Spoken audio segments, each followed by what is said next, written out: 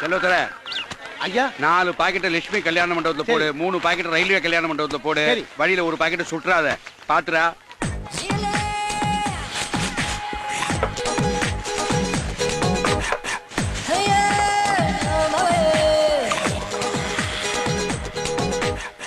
உன் தம்பி வரான். அது எப்படிங்க பார்க்காமயே சொல்றீங்க? கெட்டு போன நார்த்தங்காய் செடியை திறந்தா ஒரு நாத்தம் அடிக்குமே, அந்த நாத்தம் வந்தா உன் தம்பி வரான்னு அர்த்தம். ஏங்க இப்படி பொறாம போடுறீங்க? அவன் சென்ட் போட்டிருக்காங்க. அது என்ன சொந்த செண்டா? ஊர்ல உள்ளவன்டா ஓசு வாங்கின செண்டு, பண்ணி வாடை தானே வரும். மாமா செண்டு போடுற என்னைய உன் மேல குண்டு போட வச்சிடாத. நான் வாழ நினைக்கிறேன். ஏக்கா ஒரு 100 ரூபா வாழ நினைக்கிறேன். ஏன்டா 100 ரூபா பிச்சை கேட்கணும்? ஹலோ மாம்ஸ், எங்க அக்காட்ட கேக்குறேன், உன்கிட்ட கேட்கல. அக்கா எங்கிட்ட தான் கேப்பா, நான் தான் கொடுக்கணும். அப்ப கொடுங்க. முடியாது. உன் தருதல தம்பி தண்ணி அடிக்கிறான், உனக்கு தெரியுமா? அதுக்கு தெரியாது, நீ வேணா வாங்கி. நீ தண்ணி அடிக்கிற விஷயம் அவளுக்கு தெரியுமான்னு கேட்டா அவளுக்கு எடுத்துறாதா? மாமா வெட்டித்தனமா பேசாத. 100 ரூபா தர முடியுமா? முடியாதா? முடியாது.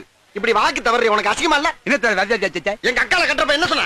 உங்க அக்கால கரெக்ட் பண்ணி கொஞ்ச நேரம் ஒன்னையும் கடைசி வரைக்கும் வச்சு கஞ்சி ஊத்தி காசுடா சொல்லி இந்த பஞ்சோட பிஞ்சு நெஞ்சில ஆசை வளர்த்த நியாயம் வந்தங்க. இன்னைக்கு பேச்ச மாத்திரம் நியாயம் அது? நீ என்ன கட்டாலும் நான் தர மாட்டேன். அப்ப என் பழைய அக்கால திருப்பி கொடு. என்னது பழைய அக்காவா? ஆமா, தாலி கட்டும்போது ஃப்ரெஷ்ஷா இருந்தால அந்த அக்கால கொடு. அதை எப்படி இப்ப கொடுக்க முடியும்? அப்ப 100 ரூபா கொடு. 100 ரூபா இல்ல. அப்படியே மாமா, அப்ப வாக்கா போலாம். எங்க? எங்க அம்மா வீட்டுக்கு. எதுக்கு? நீ இனிமே தனியா ஈர துணியோட பட்டா தான் உனக்கு அறிவு. இந்தாடா அது இத முதல்ல கொடுத்துக்கலாம்ல. ஈர துணியினால தான் சாக்கடிச்ச மாதிரி இருக்கு உனக்கு. ஆமா. 500 ரூபா. 500.